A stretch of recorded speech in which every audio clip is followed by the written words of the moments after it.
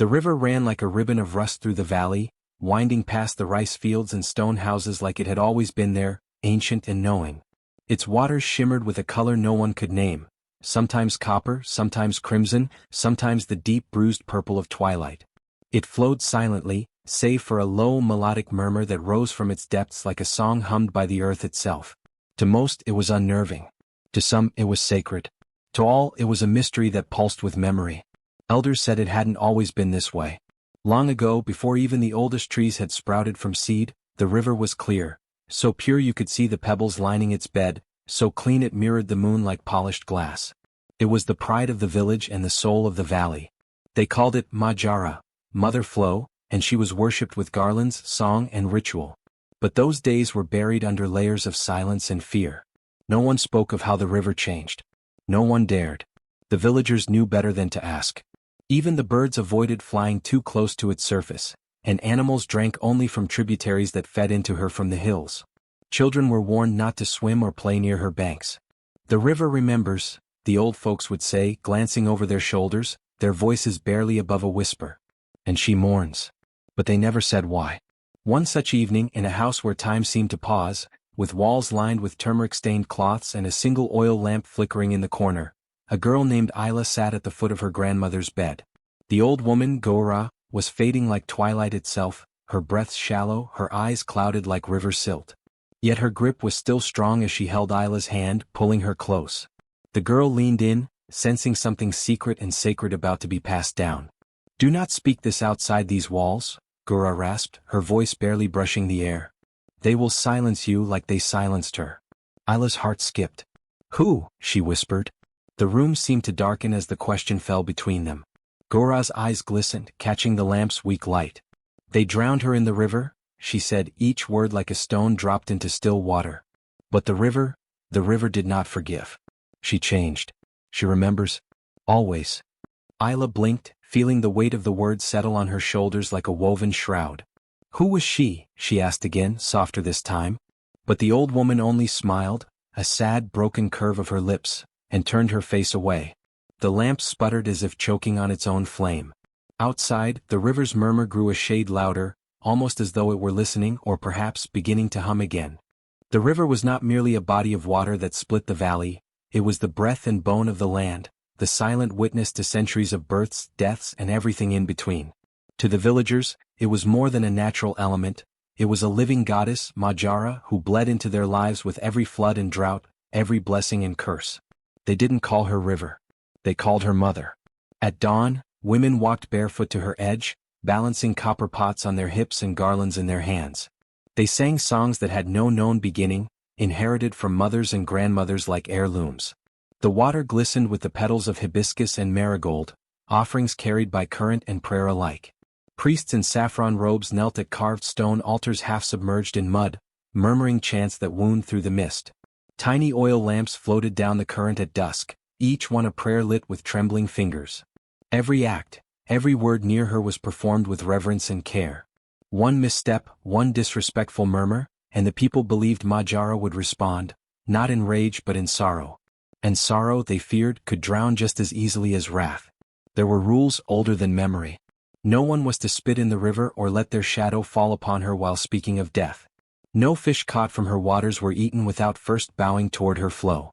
Lovers pledged their devotion on her banks, swearing oaths before her as if before a divine judge. Children were not scolded within her hearing. It was said the river disliked loud voices and harshness. Her waters could carry gossip and curses straight into the heart of the valley and back. "She hears," people whispered. "She keeps." There were stories too, murky and half-spoken. Of crops failing after a man cut down a river willow without apology. Of a woman who mocked the chants during festival and lost her voice by the next morning. Of a child who drowned in shallow water, pulled down, some said, for splashing too violently. Over time, belief thickened into law. The village did not build too close to the river. No bridges crossed her. Boats were rare, and when used they were anointed with ghee and turmeric first. Not out of habit but respect. The kind of trembling respect one gives to something ancient enough to remember a time before humans walked the valley. On the 7th day of every lunar month, a ceremony was held known as Jaravarta. The villagers lined her banks with offerings and sang songs of both sorrow and devotion. For one day, Even those who lived beyond the village boundaries returned, walking barefoot from their far-off homes to show their reverence. The children were told the river had a memory longer than any human, that she carried in her depths the laughter and lament of every generation. The elders said she could forgive, if spoken to with love, and punish, if disrespected by arrogance. But what she never did, not even once, was forget. And so, Majara was treated as one would treat a mother too old to recall her own age but still sharp enough to detect dishonor. Her flow was observed for omens. If she ran too fast it meant trouble, too slow it meant grief. Some said the way her surface shimmered could foretell death, if you knew how to read it. Her silence was never true silence. It was always listening, always weighing. Even when the water changed, when it shifted from the clear sweetness of legend to its strange colored depth, rituals did not stop. If anything, they grew more solemn. People began speaking even more softly at her edge. The garlands became thicker, the prayers more elaborate. It was as if they feared the river had grown tired of being forgotten, tired of the silence they thought protected them. Because deep down they all remembered the one story they were never meant to repeat. The one about a girl. The one about a song. The one about the moment Majara changed, and never turned back. Aranya was born in the heart of the monsoon. The night thunder cracked like a whip across the sky and rain fell so hard it blurred the world into streaks of silver. The midwife swore that when the child cried for the first time, it wasn't a cry at all. It was a note, long and pure, that rose above the storm like a thread of sunlight. From the very beginning, the village said she belonged to the river, born of rain and rhythm, gifted with a voice no child should possess. They called her the girl of the golden voice, and for once the name wasn't just a tale. It was truth. Her parents were never more than silhouettes in the village's collective memory. Some said her mother died in childbirth, others whispered she vanished into the forest just days after the girl was born. Her father was gone long before that, no one remembered his face. Aranya was raised by the temple women, a circle of graying priestesses who kept the flame burning in the shrine beside the river. They took her in not out of duty, but because they believed she was touched, chosen by Majara herself. The river did not give gifts freely, and this girl, they said, was a vessel of sound shaped by the goddess's own hands. She grew among chants and incense, surrounded by the hum of prayers and the slow turning of seasons. Aranya's earliest lullabies were invocations, her games played among marigold petals and brass bells. She learned to read before most children could speak, but it was her voice that set her apart. By the time she was 7, her singing had begun to draw villagers to the temple steps. They came not for ritual, but for the soft, radiant sound that seemed to rise from her chest like sunlight pouring through leaves. Her voice was unlike anything they had ever heard, clear, high, and impossibly warm. It made grown men cry.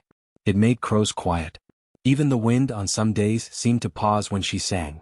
The temple elders began to include her in ceremonies. She sang during the full moon rites, during the river's annual blessing, and during the night vigil of Jaravarta. People knelt when she performed, not out of tradition, but because something in her voice unspooled knots in their hearts.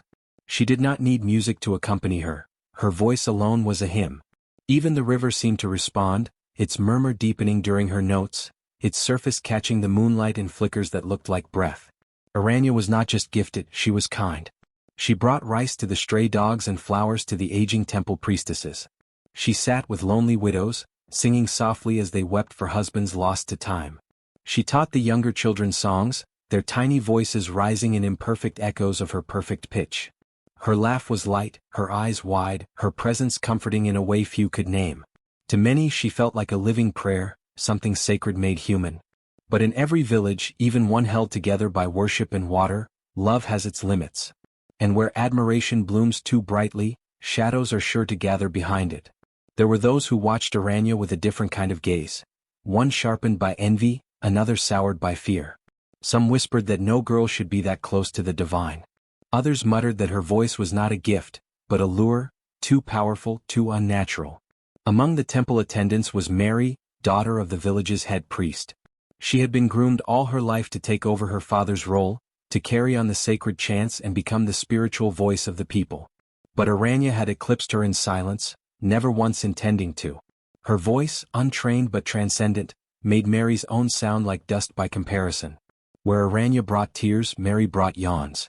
And though Aranya bowed to her humbly each day, never once stepping into her path, Mary's resentment bloomed like mold and shadow. Others began to notice too. Noblemen from far villages stopped to listen when Aranya sang during the river ceremonies. One such traveler, a prince's cousin from the east, gifted her a ruby pendant after hearing her voice ripple through the mist one morning. The gesture, though innocent, sparked rumors. Whispers spun into webs. Had she charmed him? Had she used her voice to draw favor? And if she could charm a nobleman, could she not charm the gods themselves? Still, Aranya remained unaware of the stir she caused. She continued to sing each morning and each twilight, her voice mingling with birdsong and riverwind. To her, the river was her mother, her teacher, her silent audience. She often sat by its banks in the early hours, toes dipped in the cool water, singing not for worship or ceremony, but simply for the joy of it. She believed the river was alive, and that it listened to her, not with judgment but with patience. When she sang to the river alone, her melodies softened, became almost conversational, like a daughter telling stories to her mother. In those moments, the villagers who watched from a distance felt a deep unease, not because Aranya was doing anything wrong, but because it seemed the river answered. Leaves moved where there was no breeze. Light shimmered where it should have stayed flat. The very air changed when she sang.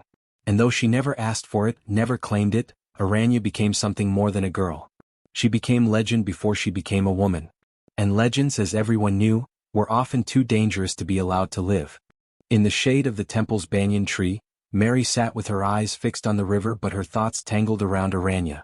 The chants echoed from within the sanctum, but Mary heard only the memory of the village's latest ceremony, where Aranya's voice had risen above the drumbeats and bells, threading itself through the crowd like incense, curling around their hearts until they were breathless with awe. No one had looked at Mary that way. Not even the elders. Not even her father.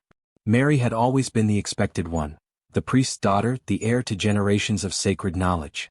She had memorized every verse, studied the ancient rites, practiced her voice for hours at dawn. Her posture was perfect, her speech measured, her faith unquestionable.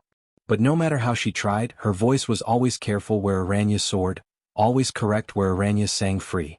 And worst of all, Aranya made it look effortless. She sang like the forest breathed for her, like the river itself curled its flow to meet her melody.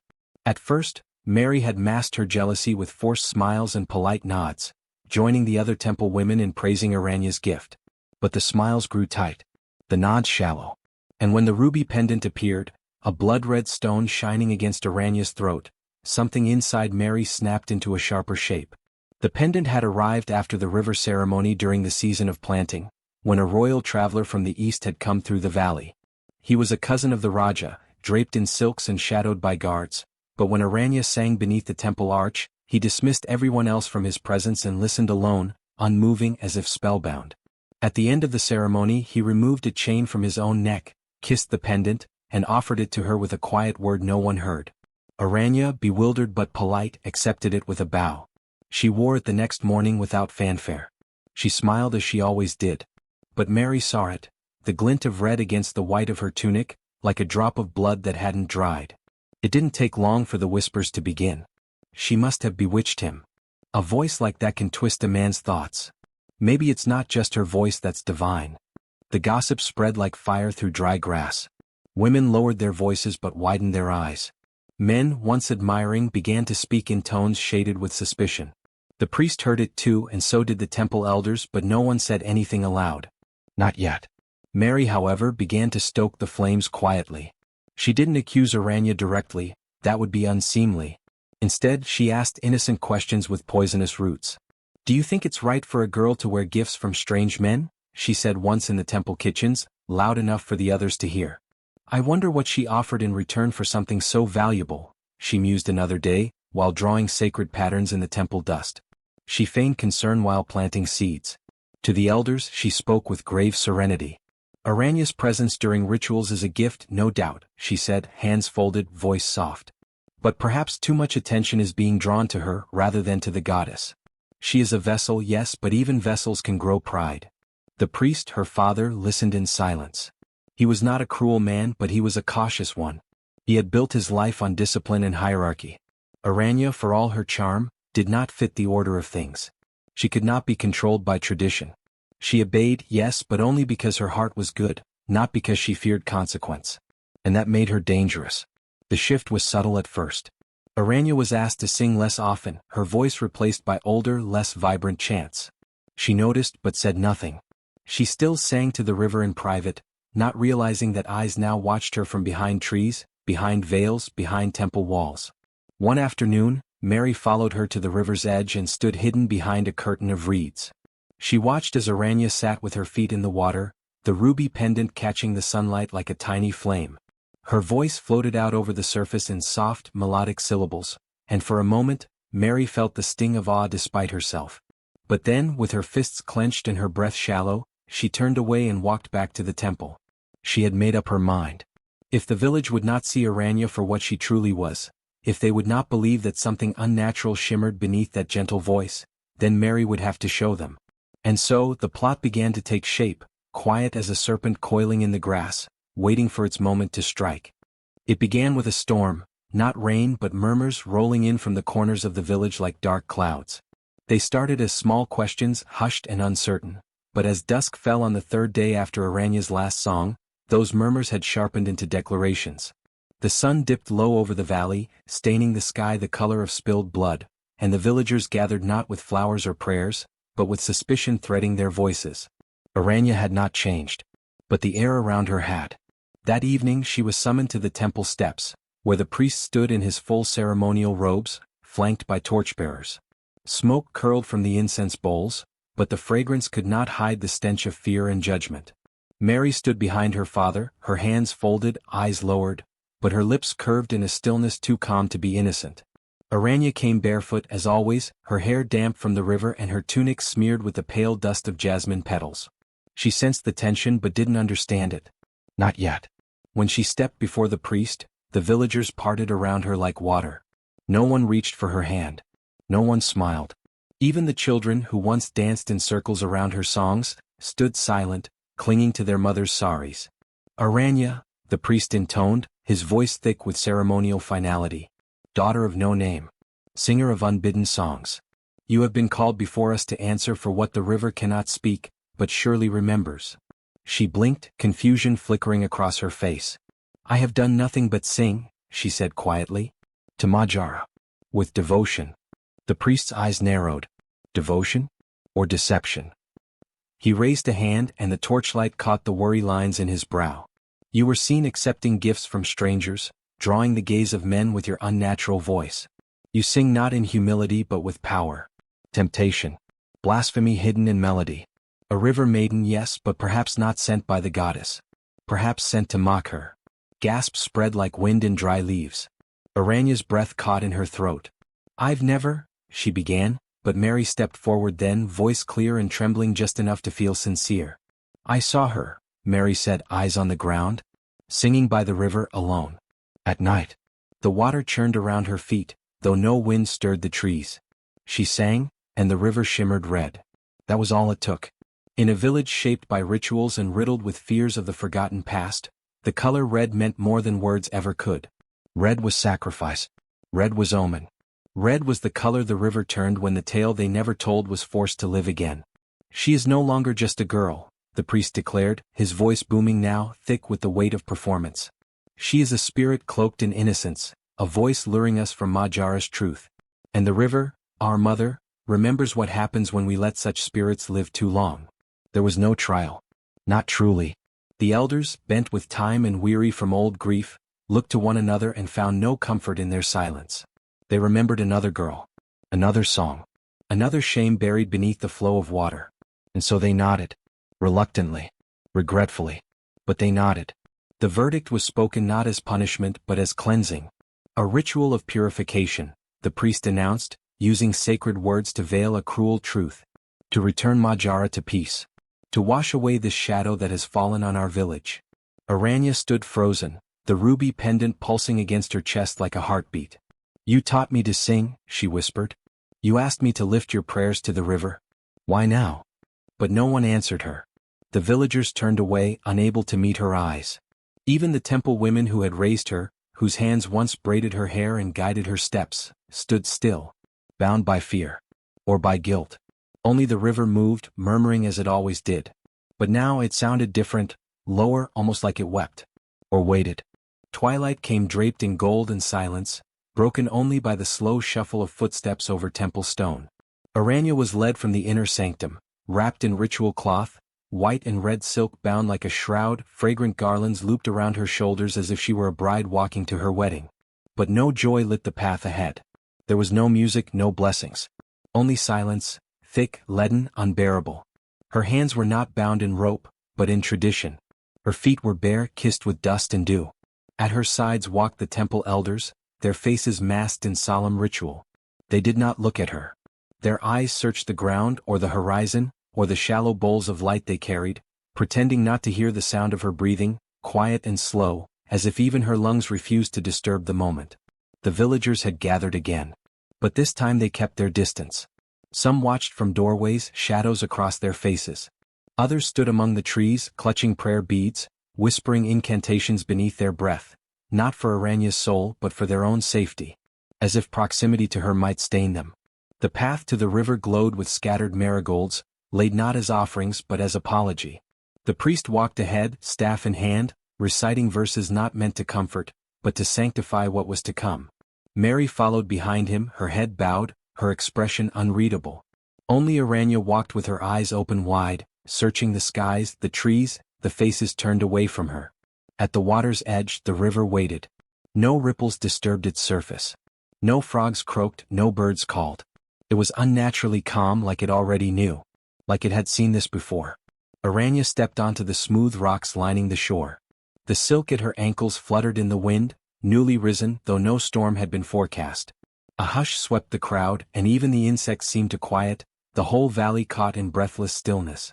The ritual was almost complete. Aranya, the priest said, his voice dry, forced, "You are returned to Majara's embrace. Let your soul be cleansed of its pride. Let your voice be silenced, lest it lure others away from the sacred path." She said nothing. Her eyes were locked on the water. Two temple men stepped forward. They were chosen not for cruelty but for obedience. Their faces were pale, tense. They took her arms, not harshly but firmly, and stepped together into the shallows, leading her to the deeper bend where the current slowed and the sky above split wide. The water reached her knees, then her waist. Her body trembled, but she did not cry. Then she lifted her face to the heavens and began to sing. It was not a scream, not a protest. It was a single note, high, piercing, impossibly clear. It rang through the valley like the call of a bird that knew its nest had been stolen, like the first breath of a child who would not be allowed to live. The note carried, across the water, through the trees, into the hearts of those who had come to witness but not to stop it. The wind surged. The sky, soft with dusk just moments before, darkened like ink spilled into milk. Clouds spiraled in unnatural shapes. The river, still a heartbeat ago, churned beneath her feet. The priest's staff clattered to the stones. The chant faltered on his lips. The temple men hesitated, but it was too late. The ritual had begun. They pressed her down. Once, twice. Her final note turned into bubbles beneath the water. Then silence. The water stilled again. But something had shifted. The surface shimmered, first silver, then gold, then slowly, red. A bloom of crimson unfurled around Aranya's floating hair, spreading in delicate, elegant patterns, like henna across a bride's skin. At first the villagers thought it was the garlands. The dye. A trick of light. But the red deepened. It thickened. It didn't stop. Gasps rose from the crowd as the river, clear moments before, turned the color of rust, of blood, of something ancient and angry rising from beneath the surface. The priest stumbled backward, eyes wide, mouth open. "No," he murmured. "It was a cleansing. A cleansing." But the river did not accept that lie. A great gust of wind swept through the trees, bending branches, knocking loose prayer flags from their ropes. The torches flickered wildly. The marigolds scattered, trampled under the fleeing feet of those who could no longer bear to watch. Mary stood frozen at the water's edge, her hands trembling, her lips parted as if to speak. But she said nothing, because she too had heard the note. And in it she had recognized something, something sacred, something terrible. The two men who had held Aranya sank to their knees. The water at their feet was now dark red, and it stained their hands, their robes, their skin. They tried to wash it off. It would not come clean. Aranya's body was gone. There had been no splash, no last thrash, just silence. The river had taken her, not as a gift, as a witness. And from that day onward the river never ran clear again. It flowed with a crimson tint, not always bright but always there like a bruise beneath the surface. And no matter how many times the villagers tried to explain it away, with soil runoff, with algae, with superstition, it remained. And so did the story. Whispered at first, then buried, then forbidden. But the river remembered. And sometimes, just before the monsoon, when the wind stilled and the sky turned gold and gray, a voice could be heard rising from the water, a single haunting note floating between the trees, too perfect, too human. And everyone who heard it wept. The river did not return to silence, nor to purity. By dawn, its waters were thick with rust and sorrow. The sacred flow that once shimmered like a ribbon of glass had curdled into a permanent shade of red. Not crimson like fresh blood, but darker, the hue of a wound too long left open. Villagers gathered at its banks in stunned disbelief. Some dipped their hands in, hoping the color would lift, that it was a trick of the early morning light. But their palms emerged stained, the red clinging like shame. No bird sang that day. Not even the myna who had always danced between temple eaves. The air was heavy, unmoving, as if the valley itself was holding its breath. The first death came before sunset, a fisherman's son who tried to wash his face in the river as he had every morning since birth. He collapsed within hours, his skin clammy, his eyes distant. The village healer could find no cause. "It's the water," she whispered, too afraid to say more. Soon the fish began to float belly up, bobbing on the river's surface like grim offerings. Then the crops, just weeks from harvest, began to wither. The rice fields turned brittle, their roots blackening despite rain. Banana flowers shriveled overnight. Fruit dropped before ripening. The villagers panicked. They held emergency rituals, chanting louder, longer. They lit incense and smashed clay pots in offerings of penance. They brought their children to the temple and begged the goddess for mercy. The priest, once so sure, so commanding, aged visibly in mere days. His hands trembled when he raised them in prayer. He began sleeping in the sanctum, refusing food, mumbling scriptures even in his dreams. But nothing changed. The river remained red. It had remembered. And now so had they. Whispers returned, this time not about Aranya but about what they had done. Mothers could not meet their daughters' eyes. Fathers flinched when they heard singing even from their own homes. The temple women cried silently in the night, their grief unshared, their hands shaking as they folded the same silk cloth Aranya had once worn. But the loudest consequences fell on Mary. It began subtly. A flicker in her gaze. A stutter in her breath. She stopped sleeping. She wandered to the river alone, barefoot, whispering to something no one else could hear. It was the right thing, she said once to no one. She was dangerous. She was found one morning crouched at the water's edge, dipping her fingers into the blood-red current and pressing them to her lips, again and again humming an unrecognizable tune. Her father tried to pull her away but she screamed, a sound so sharp and raw it silenced even the crows. They say her voice was cursed, Mary said later, rocking beneath the temple stairs, her eyes wide, pupils pinprick tiny. But it wasn't. It was pure. I heard it. I still hear it. Do you? She began scribbling on the temple walls, strange symbols, spirals, and lyrics that didn't belong to any known song. The priest tried to cover them, but they reappeared each morning. Her once composed presence dissolved into frantic pacing, sudden laughter, and long bouts of weeping. She sang to shadows. She whispered to trees. She spoke as if Aranya still stood beside her. And perhaps she did. No one said Mary's name aloud anymore. She was simply the daughter. As if detachment could offer distance from the shame that bloomed in the village like rot. Some villagers tried to leave. They packed quietly and walked to neighboring towns. But they never stayed away long. The river ran through their blood, their stories, their fears. Even if they ran, they would carry its memory. So they stayed, prayed, pretended. But no child was ever again taught to sing. No girl was allowed to stand alone near the water. And no one, not even the bravest of them, ever dared to step into the river again. The river did not forget, and neither did the morning mist. It began weeks after the crops failed, after Mary slipped into permanent silence, rocking in corners where sunlight could not reach. At first it was only a sound, faint, distant, but unmistakable. A melody riding the morning fog that rolled over the valley just before sunrise. A song too perfect to be imagined. Too familiar. It echoed gently through the trees, brushing against rooftops, gliding along the temple steps. It was soft like breath. Like forgiveness. Like vengeance woven in silk. Children were the first to hear it. Still half asleep, they would rise and press their noses to the windows, whispering, "She's singing again." Their parents pulled them away, hushed them quickly, made them promise never to repeat such nonsense. But the next morning it came again, a voice clearer than wind, threading the edges of the village like a memory.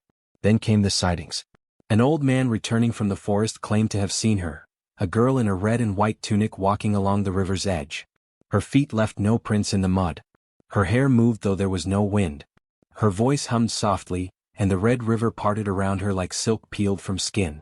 He fled, fell ill, and died 3 days later, his last words barely audible, "She looked at me." Another sighting followed. Then another. Some said it was guilt. Others called it hallucination. But the children kept seeing her. "She smiles," one said, "but not like people smile. Like the way rain smiles when it falls on fire." When a mother slapped her son for saying it, he only stared at the sky and whispered, "She knows your name too." It was not long before the children began to change. One was born with eyes the color of honey melted in sunlight, eyes no one in either family line carried. Another, barely a year old, began to hum before she could speak. By the age of 2, her lullabies stilled even angry dogs and colicky babies. By the end of the season there were 5 children, all under the age of 10, all marked by golden eyes and impossible song. They were not just beautiful, they were sacred. Unnatural. The villagers called them riverborn, though never in public. They tried not to stare when the children sang, tried not to look too long when their eyes flashed gold in moonlight. And yet no one could explain them, nor stop them. The priest tried. He declared them cursed, spawn of a song that should have been drowned.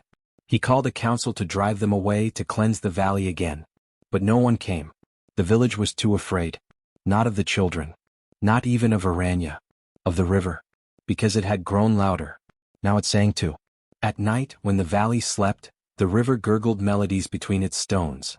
Its murmurs grew more distinct, like syllables, like names, like chants half remembered. Some said they heard their own sins spoken back to them in ripples. Others claimed they saw reflections not their own, faces staring from beneath the surface, mouths moving in silent accusation.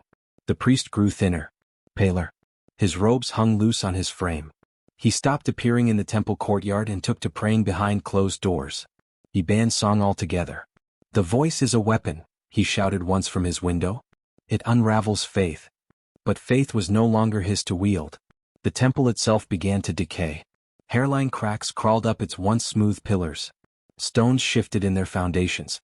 Statues crumbled despite offerings. The goddess's face eroded faster than nature allowed. Still the priest refused to leave. Then one night the rains came. But it was not monsoon season. The sky blackened without warning. Thunder cracked once, not twice, and a wall of water descended on the valley. Not over hours but minutes. Trees bent. Homes groaned. The villagers gathered at higher ground, clutching loved ones, watching in frozen silence as the river swelled and swallowed the fields whole. The temple, perched slightly above the riverbank, trembled as if alive. From its depths came a scream, short, sharp, and unmistakably male. Then silence. The villagers saw it fall. The flood didn't tear it down. It simply sank. Stone by stone, like it had never wanted to stand. The river opened its arms and embraced it fully, without mercy. By sunrise, nothing remained but a shattered staircase and the scent of wet jasmine in the air. The priest's body was never found. In the days that followed, the villagers rebuilt what they could: homes, roads, rituals. But not the temple. No one dared. Instead they let the river be. Children continued to be born with golden eyes and voices that could still pain, calm storms, make old women weep. The villagers did not call them cursed anymore. They learned not to speak at all when they sang. Because in those songs was memory. In those songs was Aranya. She did not return for revenge. Not exactly. But every time mist rose off the river, and her voice floated through the trees, the village remembered what it had done. And the river, red and quiet, remembered too. A generation passed, and with it, the faces of those who had stood on the riverbank the night Aranya vanished faded into time, into silence. The village changed. Children grew into parents, and parents grew old enough to pretend they hadn't known what happened. A new temple was built, but far from the river. Its stone was plain, its rituals quiet. No music passed through its doors. The river still flowed red, though some years it lightened to a coppery hue, only to darken again with the rains. It remained untouchable, not by decree but by instinct. People walked beside it, never into it. Boats stopped floating. Fishing was abandoned.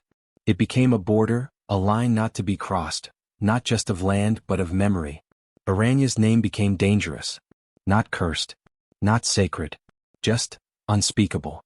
Parents warned their children not to mention it, not even in games. Don't play by the river, they'd say, or she'll hear you. But their voices always held something more than fear, something like regret. It wasn't long before even the warning faded. The children stopped asking. The adults stopped explaining. It was as if the story had buried itself under layers of dust and silence, waiting for time to do its erasing. No one said her name aloud, but they remembered it, felt it in the hush that fell when the mist rolled in, saw it in the careful glances cast toward the water. But the legend grew anyway. Not in the village but outside it, in distant towns, on wandering tongues. Travelers passed through and spoke of the red river that murmured at night. Some said it hummed lullabies. Others claimed to have heard full songs, sung in a voice more beautiful than anything human. A merchant from the east swore he saw a woman standing waist-deep in the water, her hair floating around her like ink in milk, her mouth moving silently, and when he tried to write what she sang, the paper dissolved in his hand.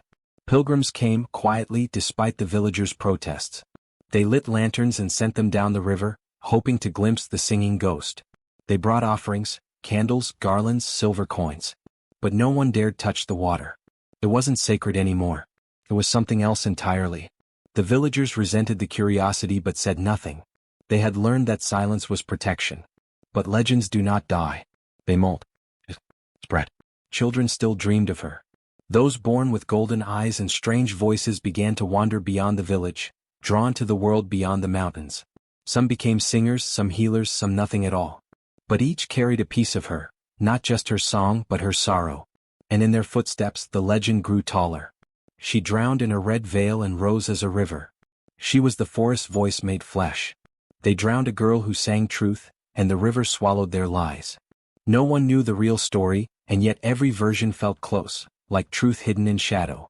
And then came the poet. He arrived in the village not as a seeker but as a schoolteacher. Young, quiet, with a satchel full of books and a strange way of listening. He never asked about the river. Never pushed. But he walked along it every morning. Sat by it every dusk. Listened. The villagers grew uneasy. Some said he looked like someone reborn. Others whispered that his eyes weren't quite brown.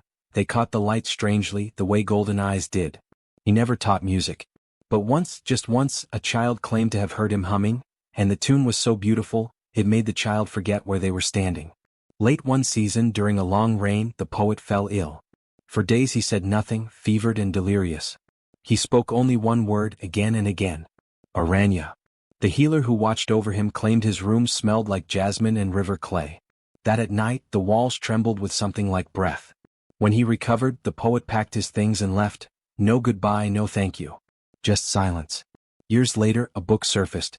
Published anonymously, sold only in whispers. It was not a biography. It was a poem.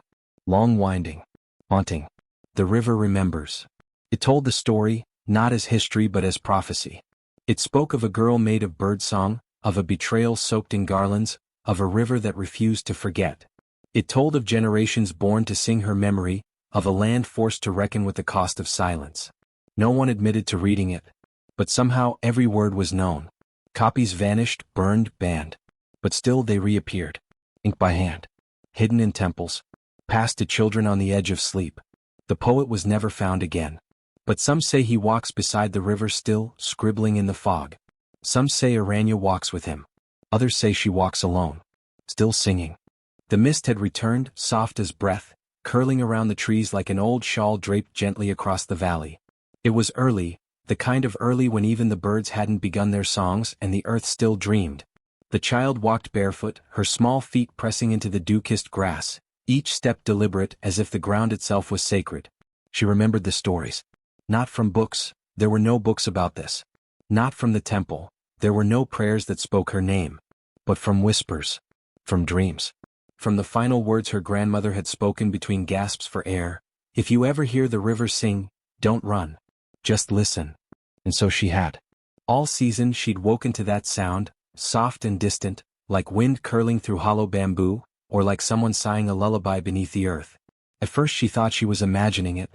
But it had returned, again and again, only in the early dawn, only when the mist was thick enough to veil the world. This morning she followed it. Down past the terraces.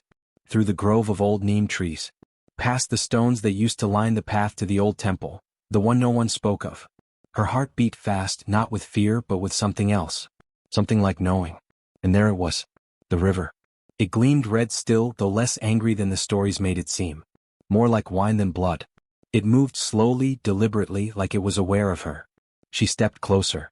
The mist shifted as if it recognized her, parting just enough for her to see her reflection in the water. Her eyes, wide and golden, blinked back. The song grew louder. Not a full melody. Just a hum. A note stretched endlessly, woven from sadness and beauty and warmth. It curled around her like a blanket. She didn't understand the words, there were no words, but she understood what it meant. It was a greeting. A welcome. An old friend remembering her face. The child smiled shyly. Her feet touched the edge of the water. The river did not pull away. Instead, it glowed, faintly like fireflies trapped beneath its surface. She didn't think. She hummed. Just one note. A little off-key. A little unsure. But honest. Pure. The song paused. Then the river shimmered. It rippled outward in soft rings like laughter, like joy. A single flower, white, five-petaled, unfamiliar, bloomed atop the water's surface and floated toward her. She knelt, picked it up. It was warm. The mist began to rise higher, climbing back toward the hills. Morning was coming. The village would soon wake. But before she turned to go, she heard it once more. The voice. Soft, feminine, impossibly ancient. You remembered. And in that moment the child understood, not with her mind but with her bones, that the river did not curse. Remembered. It carried what others buried. It sang for those who had been silenced. And now it had someone new to sing with,